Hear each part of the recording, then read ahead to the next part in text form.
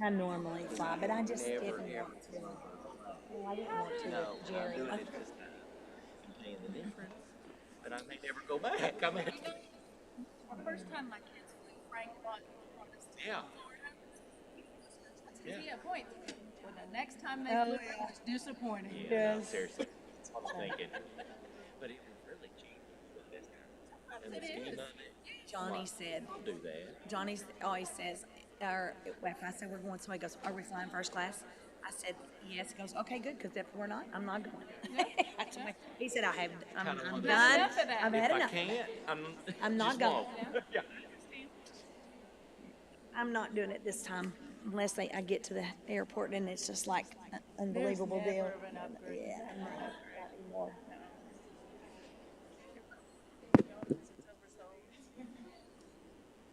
Yeah, traveling for sure has changed. I know it's just stressful and everything.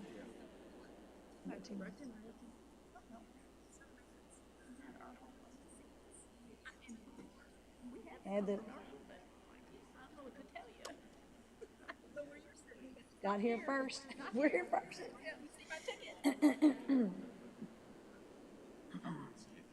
Is it? I think. I had 2 minutes till. She has 2 minutes. I have two Yeah. too.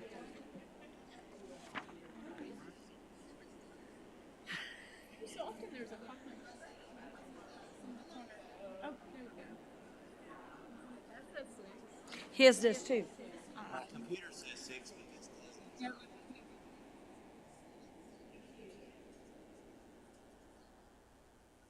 We're gonna go in between.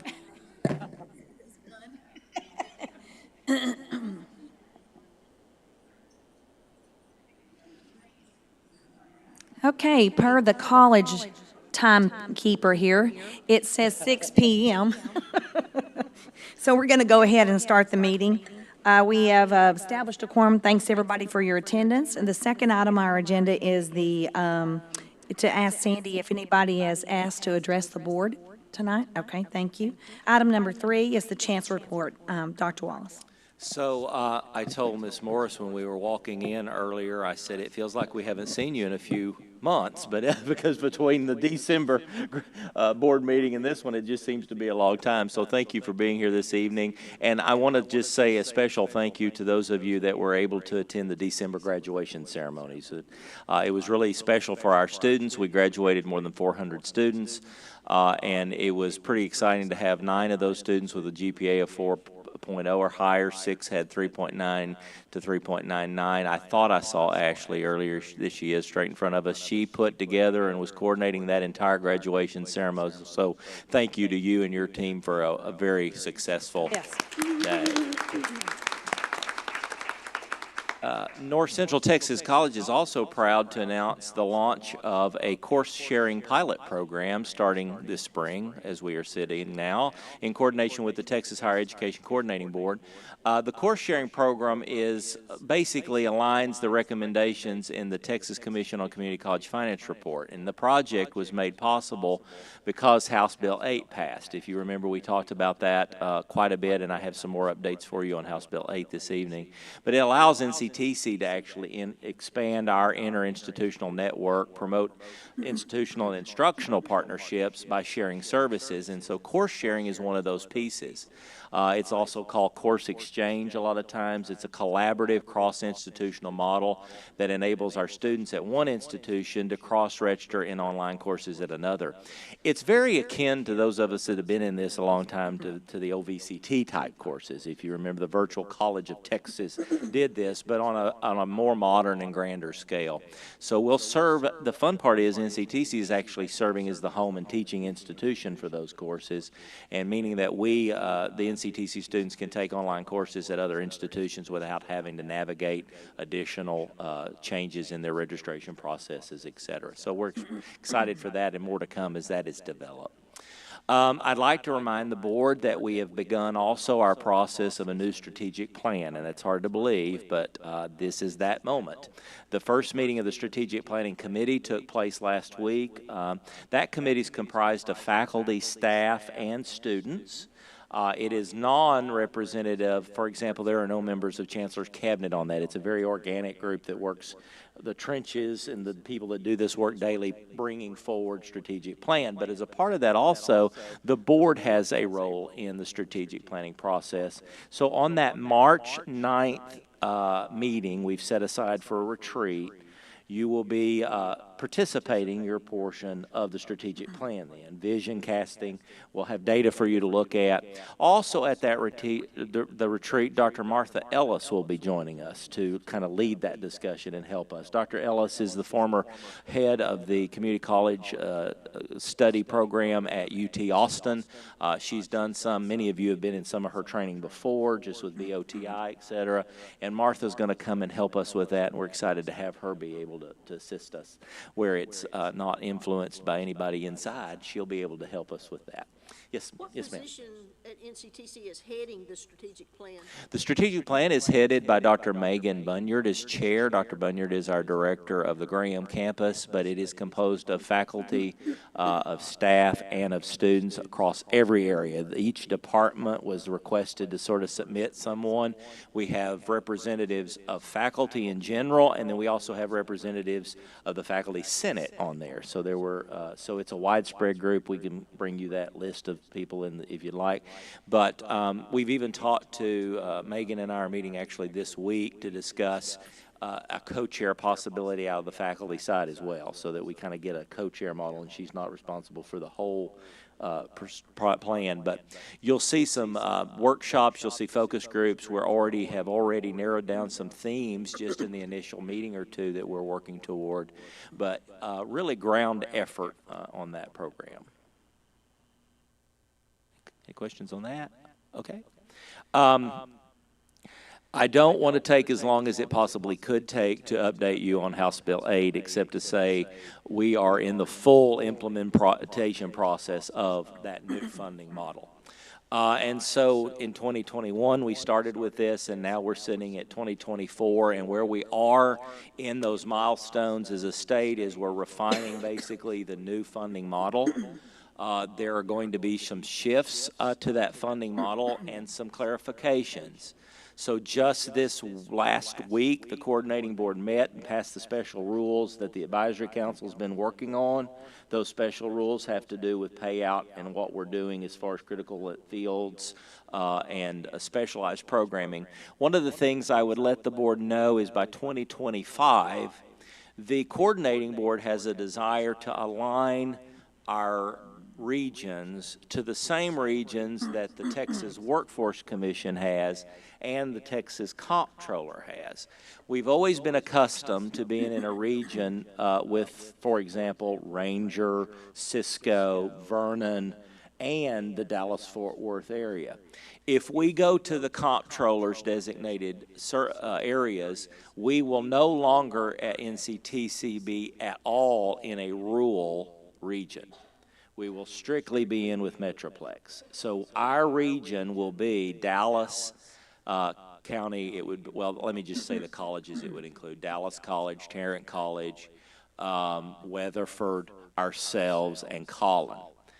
I have voiced concerns as a member of the advisory council on that because I'm concerned that if critical fields are based on high population areas, you stand the risk of leaving out high demand needs in rural settings. So in other words, if Bowie comes to us or if Cook County says we need this job, there could stand that it would not be ordained as a critical field and we would receive less state appropriations for it.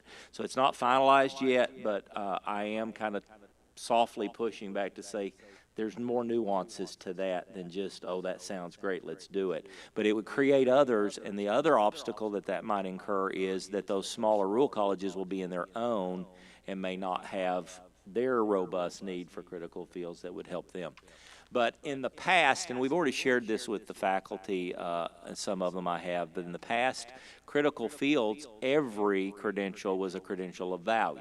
If we offered any certificate program, up to this point, everything's been considered a value.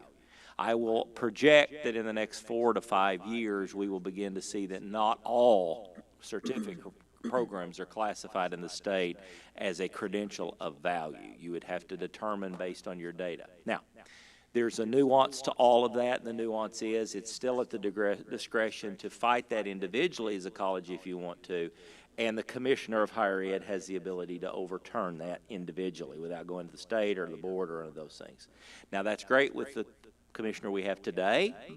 The concern we always have is if that shifts tomorrow and someone doesn't have an appreciation of community colleges like he does, would that change the dynamic? So we're trying to write rules that would apply even when the friend of the family might leave, if that makes sense. So more to come on that, but very much moving along. Two community college engagement committees are involved in that process. Again, the Standing Advisory Committee has been doing that regularly. We are starting meetings back in February again. That is 12 leaders. I am on that committee. And they also are working with the Texas Association of Community Colleges. I'm chair-elect, so I'm in both of those and making sure that I work diligently for NCTC and our communities on that. So major changes that are going to occur between our funding you receive this year. Now remember, our funding changes now. We are not guaranteed the same dollar amount we were this year, next year. No more biennium funding, yearly funding. And one of the things we're looking at right now is what that's going to look like statewide between the credentials of value, the fundable credentials, the high demand fields, and then the methodology in which we pay those. We were only guaranteed home harmless for 1 year. I'm not at all concerned because we continue to be migrating our credentials in a successful way. We're matriculating those better than we ever have.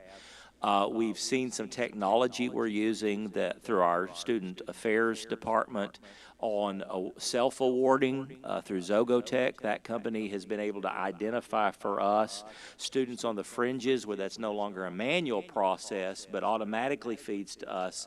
Then we follow up with the student, and as a result, we're seeing about $600,000 to $700,000 more we should be able to get from the state because we found those things for students to be able to say, oh, I do want to go ahead and apply for that credential. So we're looking at that baseline and those premiums. But much more to come as we look at third-party credentialing, as we look at non-credit, which is still a big piece of the funding mechanism, on how we begin to collect those dollars from the state as students finish non-credit programs. And then our team itself, through instruction and student affairs, are doing a really stellar job of saying, how do we pathway those? How does that non-credit lead to credit? Then the credit leads to the credential if you wanted to at a university and baccalaureately. So again, we have to look at certain populations over the next year, and we're funded based on those. Adult learners garner more funding.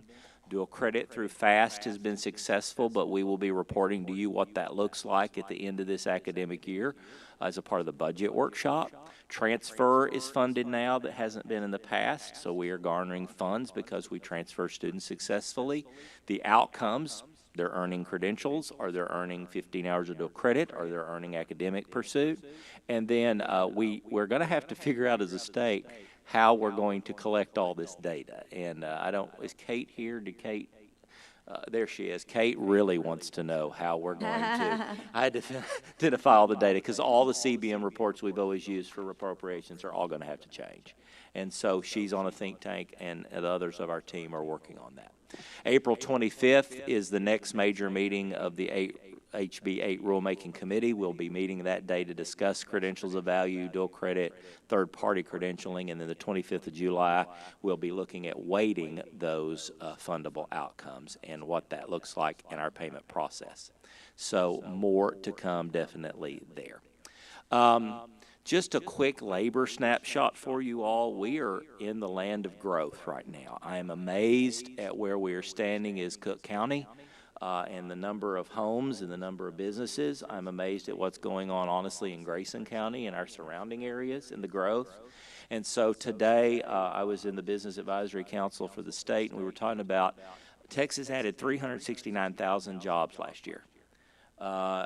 We have seen an 8% increase in between census in population in Cook County between 2010 and 2020. Denton County's seen even more explosion than that. Services sectors are looking for 267,000 jobs that are going to be added over the next year in Texas alone.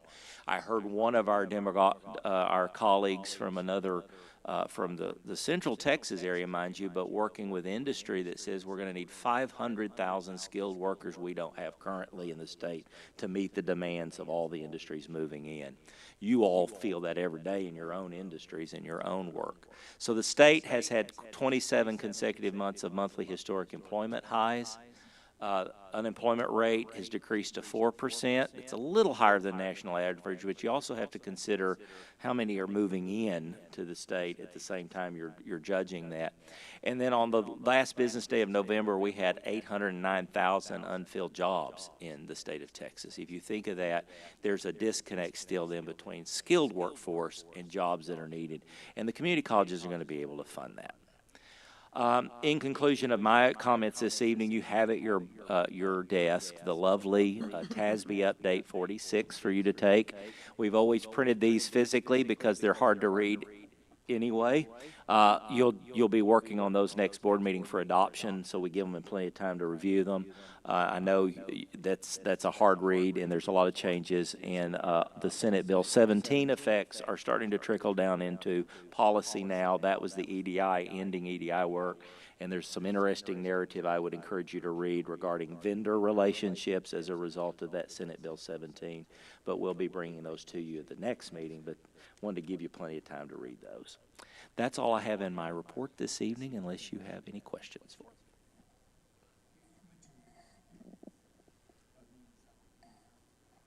Isn't that based on population, size and number? So right now the state is in a bit of a turmoil, I would argue, in the sense that the growth of the state of Texas is happening along the 35 corridor. If you look at where we're growing as a state, and even what demographers are prognosticating to say, listen, for example, we know that they've been saying for years that by 2032, we will be at 3 million in Denton County alone.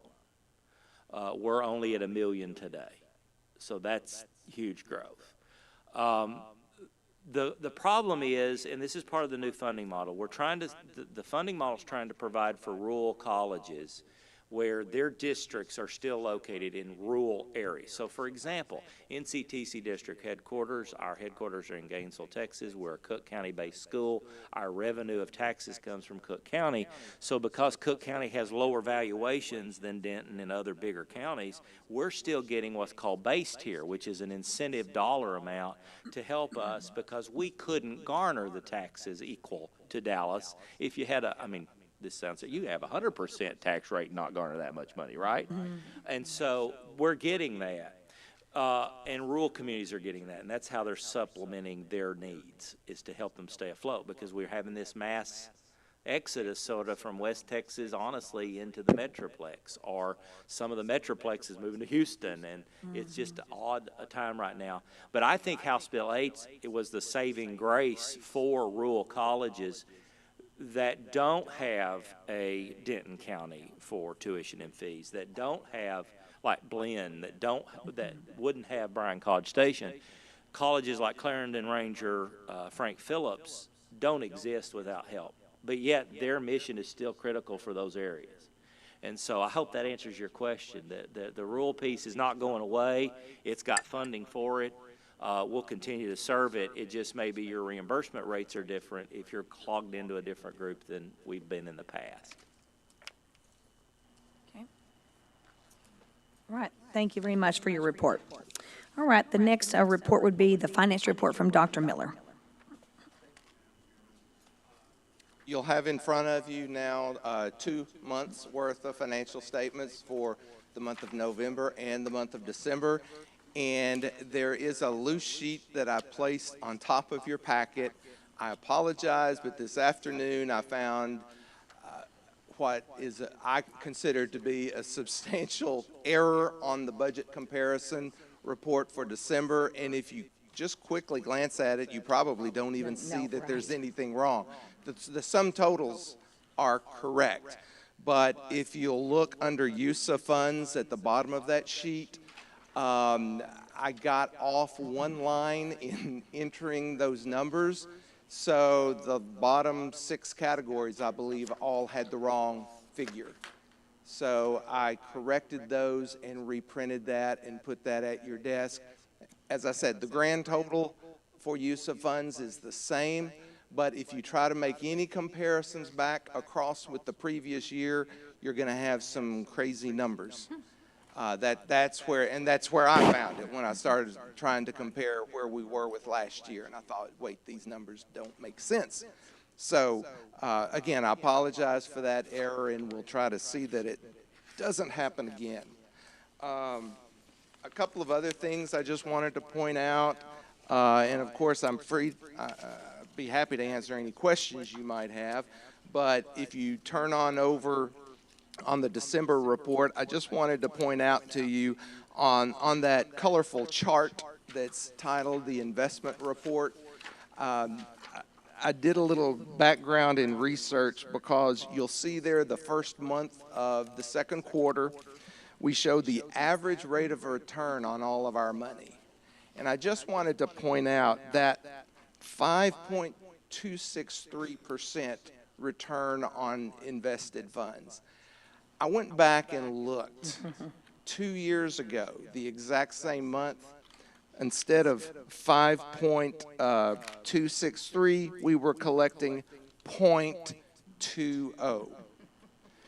So substantial increase. And honestly, for our budget, for our cash flow, there's a significant amount of interest income that we're receiving. Then we pay for it on the borrowed funds, but that's okay. We don't have that much borrowed. So we've been able to get some nice returns on our invested funds. And then the last thing I wanted to point out to you, the very back page, the cash flow report, where you can look back for the past couple of years to see where our cash on hand, our board reserves, and then cash available at the end of each month. I just wanted to point out that middle column on board reserves, when I went back and looked at that $15.581 million, that's the largest amount that we've had in board reserves in the 5 years that I've been here. So I think that's great. Gives us a nice little cushion. Things, if there are needs, if there's things coming in the future, to know that we have that on hand. But I just wanted to point that out, that again, those interest returns that we're getting are adding up each and every month, and it's causing that number to grow. Are there any questions or comments? Yes. There were a few investments that looked like they had matured in Yes. December or were maturing shortly. Yes. Could you explain what your plans are for those? Okay, though they have already been reinvested, and in fact, if you'll look closely on that, the previous page, the December investment report, if you'll look down at the bottom, we did two things this time. We typically have our invested funds that come due in June and December throughout the year. So in December, if you look at CDs, we had a 2% CD that matured, and we reinvested it at 4.75%. And then under the investments in U.S. government securities, we also had one of our T-bills matured on December 21st, and that was slightly more than $1 million. And that was turned around and reinvested out in a 2-year Treasury note going to November of 2025. So in the one of the reports that you're going to make tonight, I assume,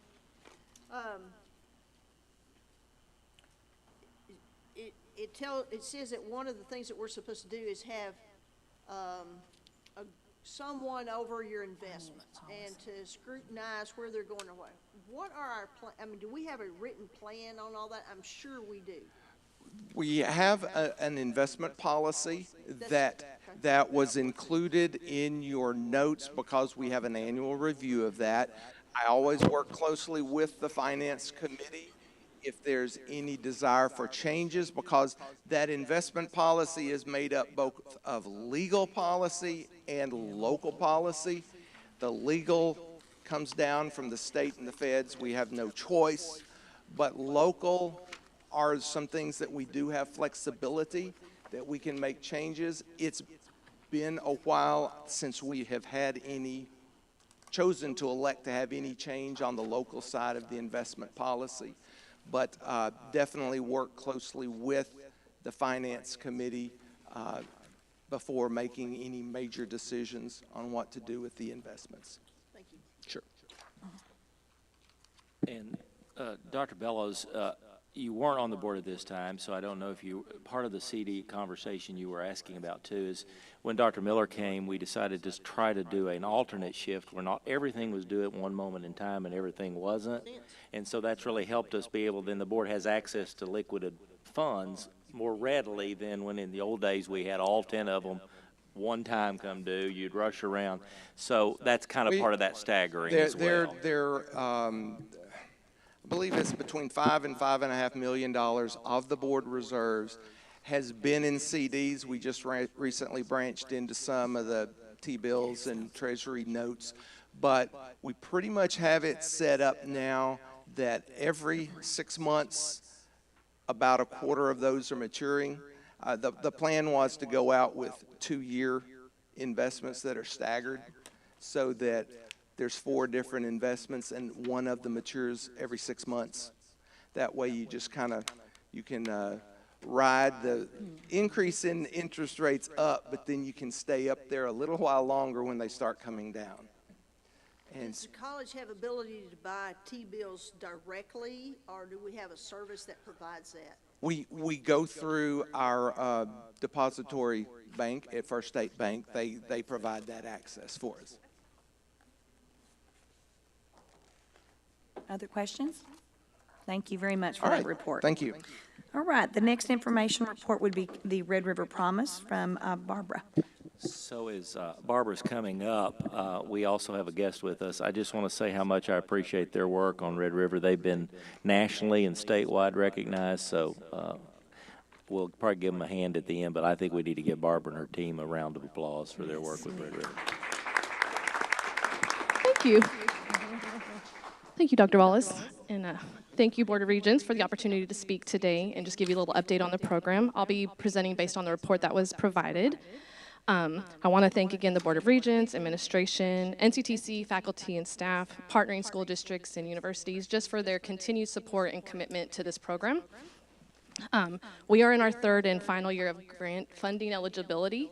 So again, thank you to the Greater Texas Foundation for their investment in our communities as well. Just a quick note, we're going to be talking about Promise Pledges and Promise Scholars. So I wanted to kind of give a little bit of criteria on what those are. So a Promise Pledge is any student that has submitted the online pledge. It's the first step into the program. It's how we have them in the system. So any student that's recorded in here has submitted their data to be a part or at least interested in the program. The second stage is a Promise Bound student. So any student that's completed the FAFSA, the college application, and the pledge is bound. And then if they've done the scholarship application at NCTC, that means that they're eligible and they're Promise Bound to the future. And then once they've actually enrolled in higher education, they are a Promise Scholar. So just wanted to kind of give you that information. I also wanted to quickly introduce our team that's here. We have Tanda Nash, and if they'll stand up real quick, and our Promise peers as well. So I just want to give them a hand. And then Brittany and Kenzie could not make it because they are at Nocona High School doing a FAFSA night. So they would love to be here. So quickly, I'll just kind of go over the highlights in a summation. But we have hit every goal and target we've set so far for the program. We've had an increase in enrollment and improvement in retention for both NCTC and overall higher education in fall of 2023. We are starting to see a shift in some of our quantitative data that may reflect some of the effects of the change in college-going culture and the diversity in student body enrolled. And then we've been having great collaboration and partnerships to be continued to be fostered to best support students. So I'll just note that during our pledge, again, that's the first step within this program. Year one, our goal was to do 75%, and we hit 84. Our class of 23 hit 93% of all pledged, and our 2024 class is at 93%. I would also like to give a shout out to Cook County, who 2023 and 2024 have hit 99%. So last year, all but 4 students pledged in Cook County, and this year, all but 3 pledged in Cook County. So really just proud of the work that they've all done to do this. Applications have increased. It's kind of self-explanatory. I'll kind of let you go there. I could speak all night, so I don't really want to. And then for FAFSA, we increased our percentage completed through all seniors by 20%. 2021, it was 43% of seniors had completed. 2022, the first year, and then also in 2023, we matched that about 63% completed their FAFSA applications. Shout out to our financial aid department and their support for all things FAFSA. Could not have done it without them. So we are definitely looking at this year with the challenges that are ahead and the FAFSA changes. First of all, they delayed the release, so that wasn't super great. And then we found out that they did a soft launch in January, so we actually already had to reschedule some of those dates because we couldn't guarantee they were actually going to have the application opened. So that's something we've been working with. We started our FAFSA nights last week. We have them assigned in all 14 schools. As well as they're going to the campus during the day to set up those FSA IDs. So that's been great. And then scholarship applications, prior to the program in 2021, there was 47 submitted from all 14 high schools. Last year, our 2023 cohort submitted 352. So really proud of them. And then looking into our enrollment, so at NCTC alone, we had 113 that enrolled prior to the program beginning in 2021. That was 14% of all graduating seniors attended NCTC. First year after the program, we increased that to 23% of all seniors graduating attended NCTC, and last year for 2023, for fall 23, we had 27%. Cook County, it was 33%, so 1 in 3 seniors that graduated in Cook County attended NCTC straight out of high school. And then this isn't just about NCTC, I'm going to report on that, but it is overall higher education enrollment. I don't have the 2021 baseline because that was Texas Higher Education Coordinating Board and not NSC data, so to keep it consistent, I can only just show you what we have for 2022. So overall enrollment in higher education was 48% first year in the program, increased to 54% for the second year. And then enrollment's always important, but again, we're really focusing on retention as well. So proud to say, first year we had 199 scholars at NCTC. That was your 22 cohort. Fall of 2023, that increased to 344 scholars once you had the combined. And we're projecting possibly potentially 425 scholars for next year. So for retention, the original baseline cohort, fall to spring, that first semester, there was a 68% retention. Year one, we had 81%, and our fall 23 cohort is at 85% fall to spring retention. And then if you really look at fall to spring, so for our 22 cohort, the first fall they enrolled down to their 4th semester, we still have 42% of those students enrolled at NCTC after 4 long semesters, and that doesn't include the 20% that have earned a degree or have transferred out. So really, if you look at that, we're really proud of that retention rate so far. Always room for improvement, yes, definitely, but proud to know that the scholars are doing, a lot of work and they're using our coaches successfully. And then completion is another important part of this. So if you kind of look at this, the completion, these are only after 3 semesters. We wanted to keep it comparative. So this is degrees not including dual credit that was awarded and no longer past the first fall, spring, and fall semesters. But of our baseline, they had 11 certificates and 7 degrees. So about 16% of that cohort had graduated or completed. For our 22 after this last December graduation, we have 20% of the seniors that completed with 38 credentials. And then after 1 semester, our 23 has already got 4 credentials and 2% have completed. So part of our mission is to grow a college-going culture. I think with some of these demographics, it could support that as well. So our racial ethnicity, we've increased our Hispanic population by 7% since the program began. It originated at 24% with the baseline, and we're at 31%, which again goes towards our Title V grant awarding as well. So, and that's in line with our NCTC demographic for the whole. Yes. I don't see African American on here. It is there, but it's a small percentage of 1.4%. So, I'm sorry. Yes, 1.4%. And then our students with socioeconomically disadvantaged, I will note on this that this was done by self-reported on their applications, as well as those that are awarded Pell eligibility, as well as our first generation, that is also self-reported. So that is the only basis I have at this moment to collect that data. And as we are increasing our House bill data collection, I wanted to make sure we at least noted that as we grow and expand and have that to record. So I can't guarantee the accuracy of the first gen because it's based on first self-reportion, and students their definition of what first gen might be different. So just wanted to note that, but we are trying to increase that as well. And then our college readiness, for that is actually, our college readiness is actually decreased. So I think part of that could be aligned to COVID. Our 2024 students, they were freshmen as when COVID hit. So our 2023 was sophomores and our 22 is juniors. So some of this may be that they are not college ready based on COVID, but I also would like to think that maybe that attests to the college going culture. Students who maybe didn't identify as wanting to go to college are now trying it because of the program. So, and I will note that Kristen Weinsapple had come to me when fall semester started and noted that there was more requests for integrated reading and writing courses on campus for the fall semester, and she again attested that to the Red River Promise students that were coming. So, and then with the program, with the grant, we have a partnership with Phi Theta Kappa. So they were given some of the funds as well from the grant. And with those, they've been able to assist students with scholarships, memberships dues, conferences and events. This is another program that we've been helping students find their best fit. So if they don't want necessarily to use our Promise coaches, but they find mentorship and companionship and acceptance within PTK, as we have with some of our students, Cammie Taylor, that's great. And so that way, they're just able to find what's best for them and to find that way to help retain them. So our PTK partnership started our first Promise Peer program in spring of 2023. So our Phi Theta Kappa officers attended some of our spring coaching sessions in spring of 23, where they were able to assist with the college applications, scholarships, youth science, career exploration. And then that developed into our Promise Peer program, which, like I said, I had 2 there as well. So Promise Peers are student work studies that attend through Promise program, and they assist our department.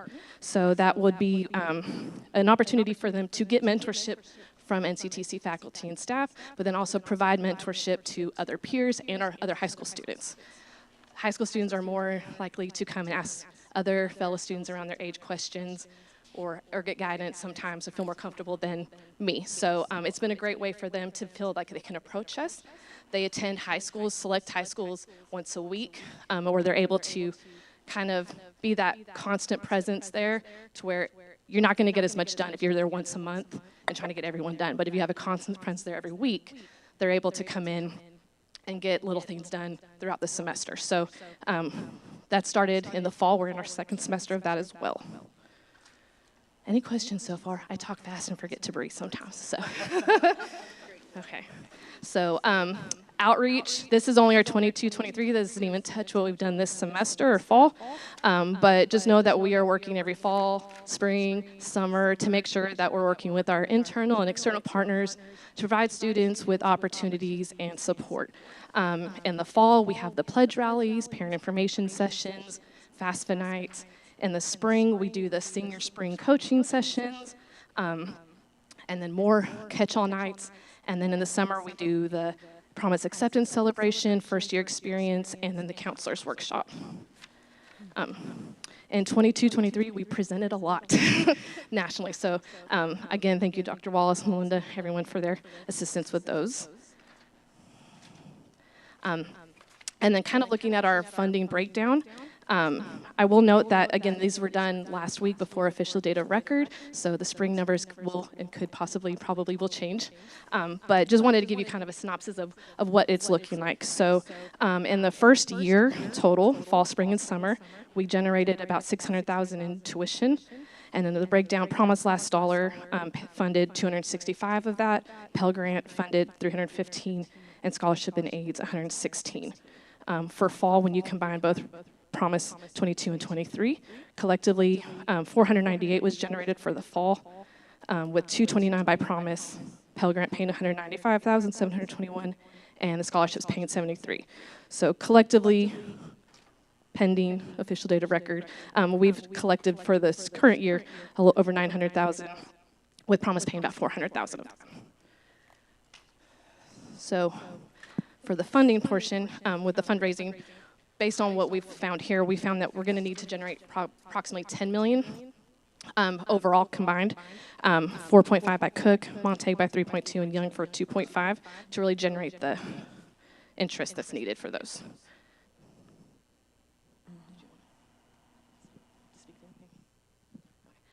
And then I'm going to have Debbie come over here.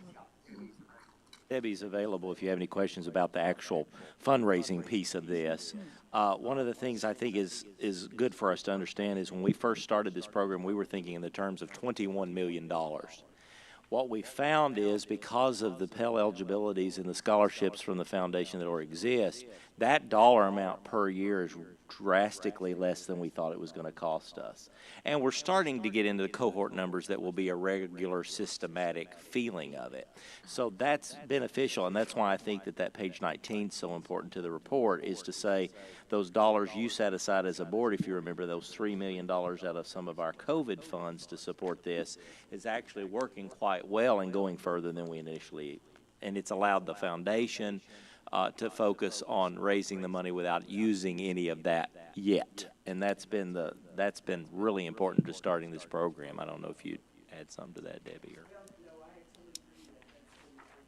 we're really out in the community trying to raise these funds, and just kind of a quick update from a perspective of overall, we've raised $1.363 million towards this $10 million goal, and I've got the breakdown by campuses, but I won't show that. If you want it, I can provide that. But overall, the foundation board members working actively to meet with individuals and talk to them about the Red River Promise. As you can imagine, it just takes time to get the word out and help people understand what the impact truly is. But we've been very active in all 3 of our counties doing that. So we're excited to reach that 10 million. Thank you for your help, Debbie. So how many years has Red River Promise been? We are on our 3rd year, so we have two sets of graduates, and we're working on our 3rd set of seniors. Would it be safe to say that the Red River Promise is working? I mean, I would say so, but I'm slightly biased. So. Well, and one of the exciting pieces is to see I mean, I was thrilled to see the 1 and 3 data for Cook County. And just to see the college going. And I would argue, and this is something Barbara didn't bring up that I would give them kudos for, they're educating parents and families just as much as they are students. If you look at that first generation data, this is a very new experience for a lot of parents, and they don't understand. And if there wasn't trust for the staff and that relationship you're building with high schoolers and with their parents, this wouldn't be successful either, because parents have to find value in this. And so I think that's equally impressive for y'all. Yes, our staff is genuine, and they can read that. If you look at the completion picture, I'm going to give her a shout out. She's going to hate this. Brittany, this was from our recent graduation. She did not even work graduation, but she still came up here because she just wanted to support them. And even though you can't see the actual student's face, you can see Brittany's pride and just joy for that student, and that's genuinely how our staff feels, and they can see it. And as you spoke about the parent perspective, I did bring a guest. I'm going to ask Miss Chrissy Beck to stand up. We kind of got a buy one, get 2 free with Miss Chrissy. So she's got this unique perspective of not only being a Carlsberg ISD full-time staff member, she has a daughter who is a 2023 Promise Scholar at NCTC, and she herself is a student. So I'm going to ask Miss Chrissy to kind of share her experience with everybody. So let's give her a hand, please. Hi, thank you for having me. Thank you for letting me come to speak to you guys tonight. I'm super nervous. I wasn't expecting a podium or a microphone, so I will say this morning was a little bit easier on my nerves.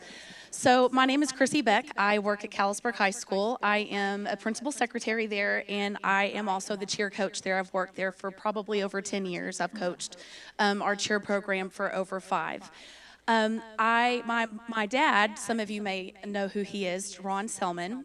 We moved here when I was 7. And my mom was 16 when she had me. My dad was 18. And so, you know, you're growing up at the same time your parents are growing up. And so finances are tight. And my parents didn't get to go to college. Now, my dad is a very smart man. And the amount of education that my dad has gotten over the years in his career is just so amazing. And so while he wasn't able to go to college, what he did for his career, and now he's retired, was a role model for me. And so growing up, it was important to my parents that my brother and I go to college. And so, you know, I graduate from Callisburg in 1998, and I'm so excited. I want to be a teacher. That's going to be my dream. That's what I want to be. And I wanted to be a teacher because my teachers were there for me when I needed them in elementary, middle school, high school. And I wanted to be just like them. And so I fill out the application to NCTC, and I'm accepted, and I'm so excited. Well, in 1998, there's not really a lot of scholarships available out there. And there's also there was not a lot of room for families like ours. It was a unique situation. My mom and dad, my mom was disabled, and while on paper it looked to the government that my dad made well more than enough money to pay for me to go to college, he didn't. But I didn't qualify for any grants, any scholarships, any kind of financial assistance whatsoever. So while that was going to end up falling on my shoulders. So I worked full time. My mom and dad were doing the best that they could. You know, when my mom is disabled, my dad has a lot of medical bills that he's having to take care of. And then I've got a brother at home. And, you know, it's a teenager. So, you know, it's cars and insurance and all these expected bills that the government seems to forget about. You know, whoever is, deciding who gets the Pell Grant, who doesn't, I think sometimes in 98, they forgot. So with that said, I didn't qualify, so I was working 2 jobs. I was excited. I was going to be the first person to go to college in my family. My grandparents didn't go to college. My parents didn't go to college. None of my aunts went to college. I was going to be the first person in college. So I was the first person to enroll in college, also the first person to drop out, because it was very overwhelming to work 2 jobs and work full-time at 2 of those jobs and go to school full-time here. And so the first semester I passed, I don't know how I passed, I was so tired. That's one thing I remember specifically, being so very tired. And I met my husband, Jason Beck, second semester, and pretty quick realized that he was a really good-looking police officer I wanted to get married to one day. And so, you know, you're going to get married and you start talking about the future, and he knew I was really stressed out. And he made it very clear to me that if I wanted, I could do what I wanted to do. If I didn't want to keep going to school, I didn't have to keep going to school. And for me, for a 19-year-old, I was at that breaking point. And I was starting to get frustrated. My grades were starting to suffer, so my grades are suffering. I'm worn out, and I'm starting to not feel so smart at this point. And so when a really good-looking fellow with a mustache says, hey, you don't have to keep going to school, I'm like, sold. So I didn't come back, and I withdrew from one class. I didn't really withdraw from anything else. I just remember I was so relieved that I didn't have to do it anymore, and didn't have to pay for it anymore. I also didn't know how I was going to pay for the next semester anyway, so that was super stressful for me. So all of that time to now, I don't regret anything at all except for how I handled that. I do wish that I would have done that a little differently, but when you're 19, you don't always make the right choices in the right way that you should. So I have 2 daughters now. Lizzie is a freshman here at NCTC, and Emily Beck is a sophomore at Callisburg High School. She's one of my cheerleaders. And every parent wants best for their kids, want better for their kids, and so I want my children to have better for them and better than what I did, make better choices than what I did. But also know that you can't always push your kids into doing things maybe your view isn't always the best view. And my daughter, Lizzie, is very stubborn, and she might get that from her dad a little bit. And she is very quiet unless you get to know her, and then she's talky, just like I am, very talky. And she had a little bit of a rough experience at her first attempt at dual credit at our school. It was right when COVID happened, and she's also a perfectionist. So if she didn't wake up born knowing how to do something automatically, then she doesn't want to touch it with a 10-foot pole because she doesn't want to look stupid. And she's got to just automatically born knowing how to do it. And so she decided right then and there the college wasn't for her. She wasn't smart enough. No matter what we told her, no matter what her teachers were telling her, my daughter decided she wasn't smart enough to go to college, so she wasn't going to touch it. You didn't bring up college in our house. So we just didn't talk about it. And we kind of talked about trade schools, all those things. Well, Red River Promise is introduced.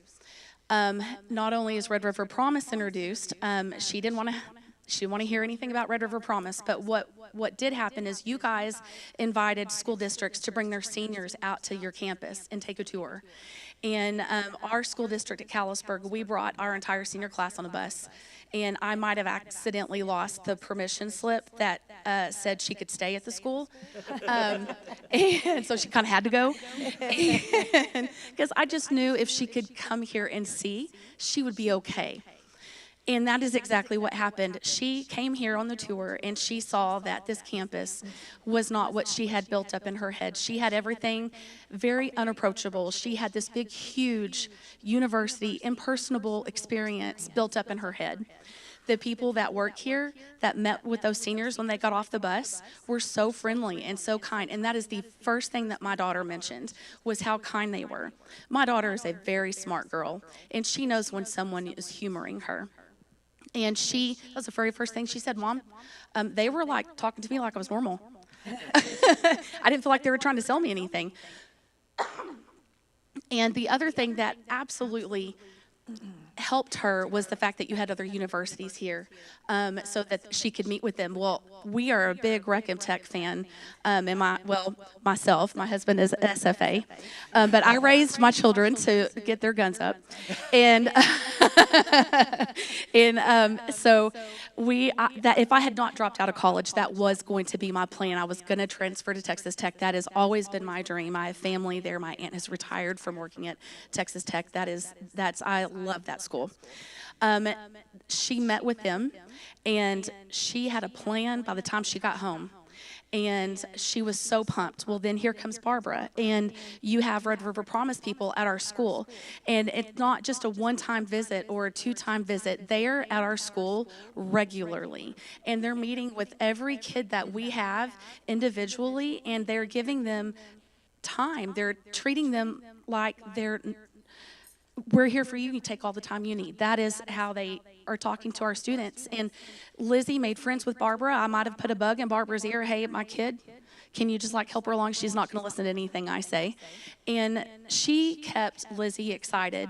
Tanda kept Lizzie excited about college. There were days where she was getting cold feet, and I thought, oh man, we're done, and she's never going to see the inside. Well, here we are today, and she is her second semester. We came to get her enrolled for her first semester, and Tanda was helping her pick out classes. And you would have thought I killed Lizzie's puppy before we got here because she's trying not to cry. She was so overwhelmed. And sorry, I got over the flu from last week. And Tanda was so patient with her and so kind and acted like this was a normal meeting, and we were fine, which made my daughter, who had some serious anxiety, feel comfortable. And she didn't make her feel foolish, and she gave her all the time she needed. But here we are today. My daughter's in her second semester. She is also in a work-study program with the athletic trainer program for NCTC softball and baseball. She sees in what I have seen as a student myself, which is that your staff care about these kids. They care about me. They are so excited about their success. The coaches, just alone the coaches, take such good care of my daughter like she's their daughter. They're so protective of her. They watch over her. And for a mom whose first kid has gone to college, that is priceless to know that she's in such good hands. And I can't say anything better than that right there. But all of that to say, that contact with the NCTC coming to our school, the one thing I do regret is, I work at a high school, and I joke with the kids and say, well, if you're not going to college, you better be careful and have a plan, or you could end up like a college dropout like Miss Beck and just be a school secretary, and I joke a lot with things like that. And but I do regret that I never looked back at going back. My father-in-law even offered to pay my way if I wanted to go back to college.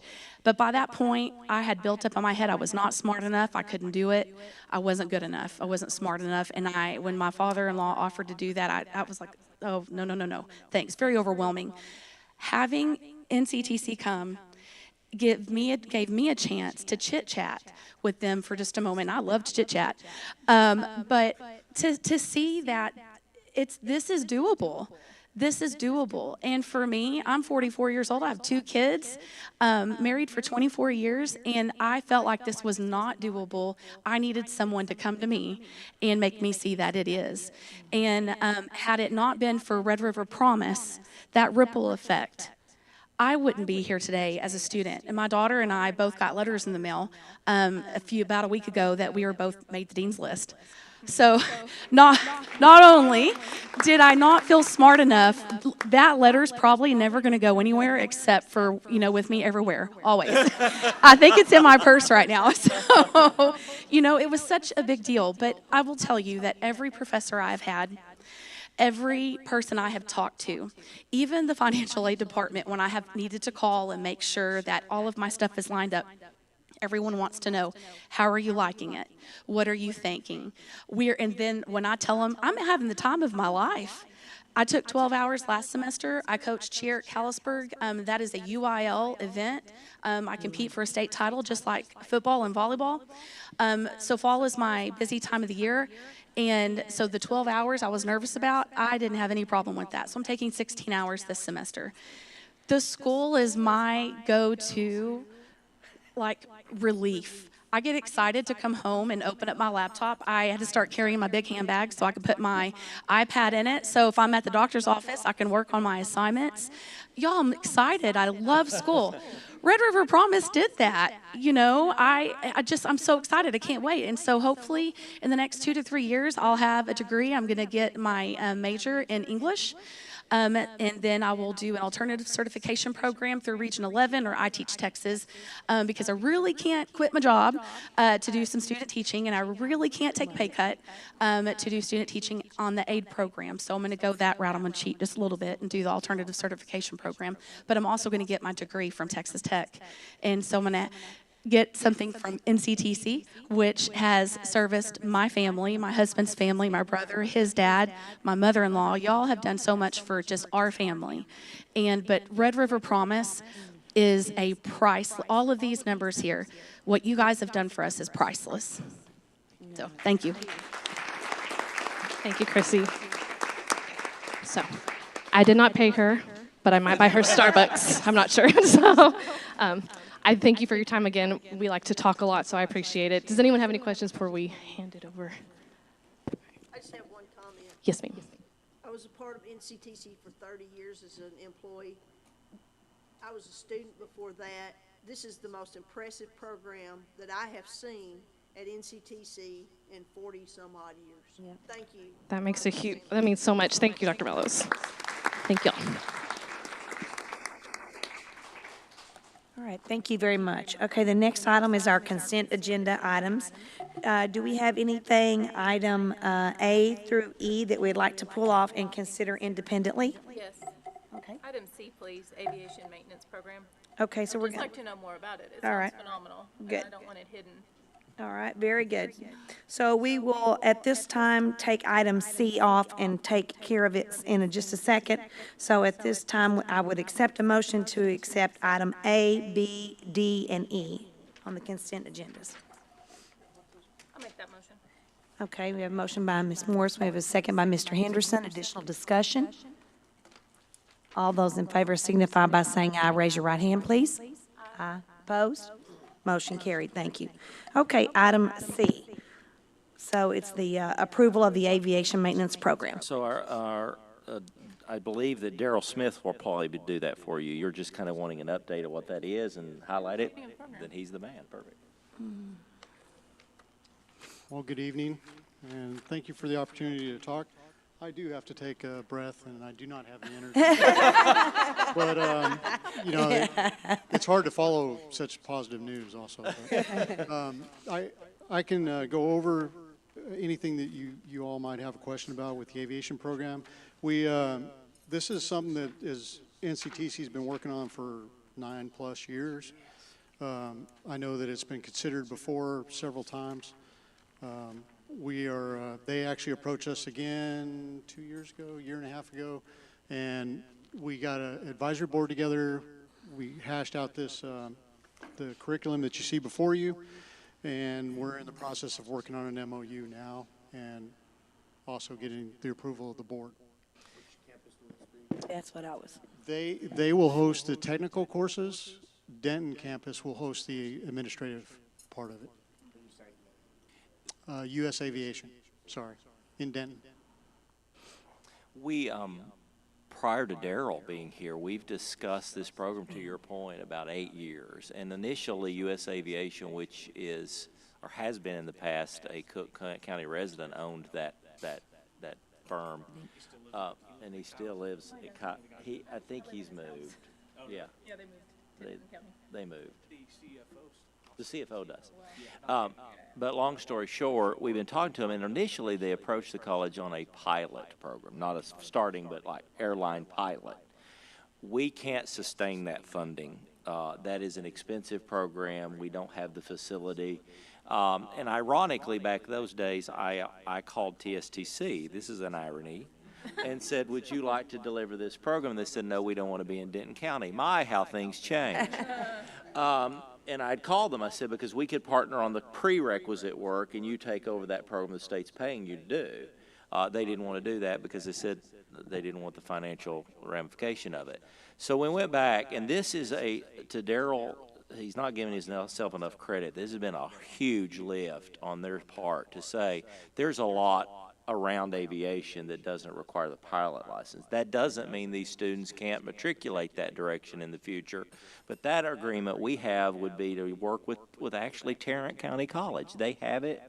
Collin feeds to them. We would feed to them. Dallas feeds to them. That's a very boutique program in which not everybody in North Texas needs to have a pilot program. But this has been that work, and so if you've heard us talk about U.S. Aviation in the past, you've heard us visit about how we can't really afford, nor would we want to do a small number of pilots. This is really a great opportunity for us to offer a program of study that leads to good paying jobs right now with high demand. What's your anticipated enrollment in this program? Currently, they have 2 cohorts going at a time, roughly 30 to 45 students each cohort, so 90 students roughly. Now, the breakup between their location and our administrative or admin classes, I'm not sure of the breakdown there, but. And the beauty of the program, correct me if I'm wrong, is a lot of the recruitment, a lot of the effort is going in by U.S. Aviation. They are instrumental in recruiting the student and then finding them the job placement pretty much. And so that's the beauty of the program is we're able to offer what they've been doing, looking a lot at their curriculum that is already FFA approved. I mean, there's a lot to this, and so that's been exciting too. Okay. Other questions? All right, thank you very much. And we would need to move forward, we've needed a motion to approve the aviation maintenance program. So moved. We have a motion by Lisa Bellows. Do we have a second? Second by Dylan Ott. Additional discussion? All those in favor signify by raising your right hand and saying aye. Aye. Opposed? Motion carried. Thank you. All right, so the next item on our agenda is executive session, and I do believe we have a need for executive session tonight for item, just a second, let me find it here. C, deliberation regarding real property. Since opening deliberation, we would have a detrimental effect upon the negotiations with third party, section 551072. I got to read something out of here.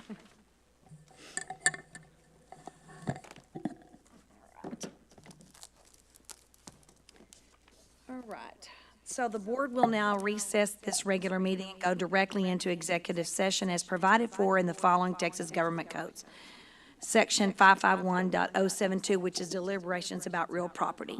So, and the cabinet and Jessica Roach. Please stay. And then everybody else, if you'd like to just exit, and if you're out there when we're finished, we'll invite you back in.